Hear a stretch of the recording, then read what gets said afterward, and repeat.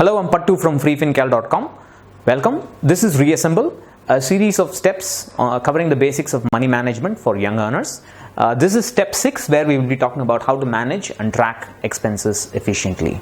Now, every so often people ask, give me an app to track expenses.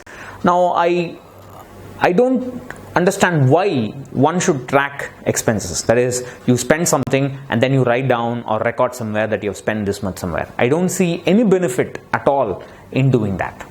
Now, the reason I say that is because what we want is a system to manage and control spending. Whether we have a spending problem or not, we need a system to spend and control our spending.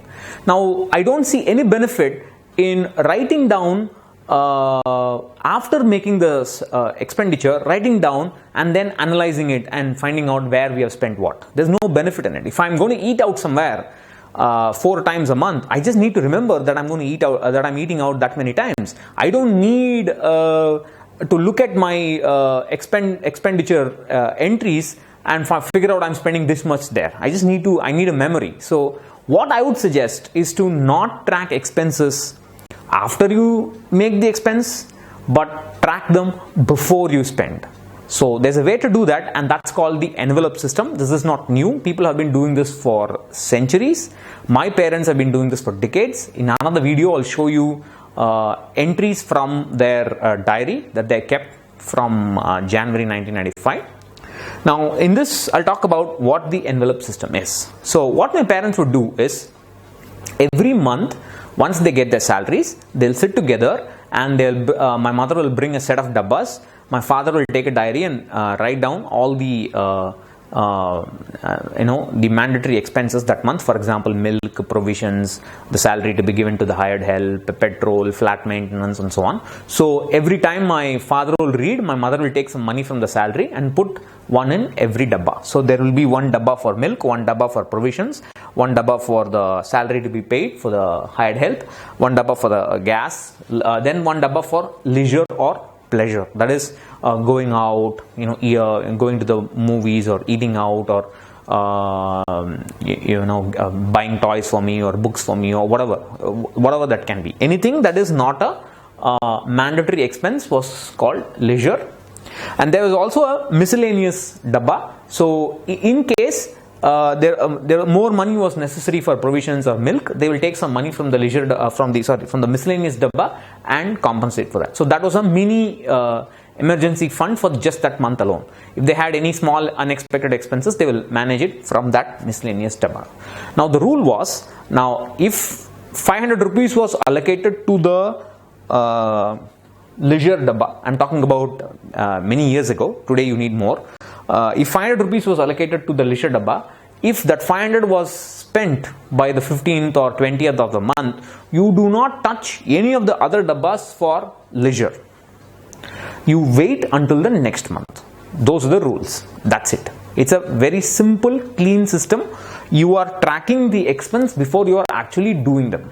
Now, what my father will do is, he will notice that for the last 3 or 4 months, they have been taking some money from the miscellaneous dabba to handle provisions or the milk. So from the next month, they will allocate a little more to those milk or provision dabbas from the next month on. So if you look at the diary entries from year to year or every few years, you will notice that the money allocated to each dabba before they are actually getting spent is higher and higher. So you can get a sense of inflation even without actually calculating it, just by looking at the entries. And this is tracking expenses before the spend and not after. So it's a very simple and efficient envelope system. It teaches you delay gratification. Of course, you need to be disciplined.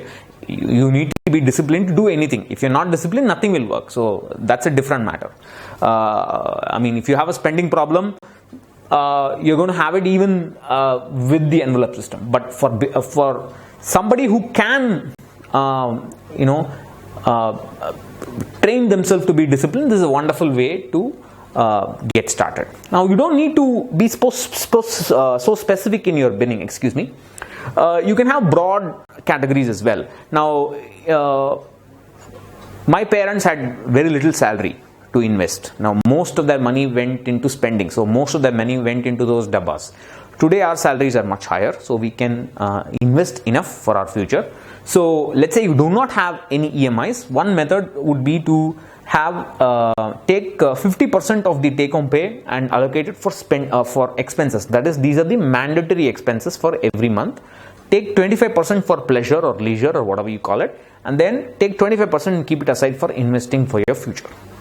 If you have an EMI, maybe that will take up 30% or 40% of your take home pay, 50% for expenses, 10% for investments, and 10% for leisure. So you can have broad bins instead of narrow ones like the ones I showed you earlier. So you can work within these broad bins as well. So this is a simple way, like I said, to track expenses. Have a system of budgeting so that you try to remain within that budget as much as possible. So tracking expenses before spending, step 6 of Freesample. I'll catch you again in another video. Bye bye.